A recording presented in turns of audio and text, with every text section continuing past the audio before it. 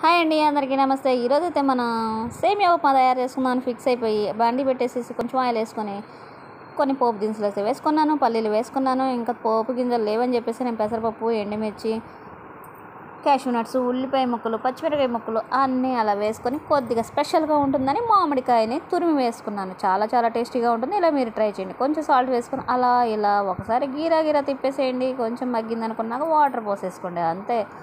ఒక్కసారి అలా మూత పెట్టి తీసేస్తే ఈ వాటర్ మొత్తం చక్కగా బాయిల్ అయిన తర్వాత మనం సేమియాని యాడ్ చేసుకుందాం. నేనైతే ఇందులో ఒక 100 గ్రామ్స్ సేమియాని అయితే యాడ్ చేశాను. ఇది మాకు ముగ్గురికి సరిపోతుంది అనమాట.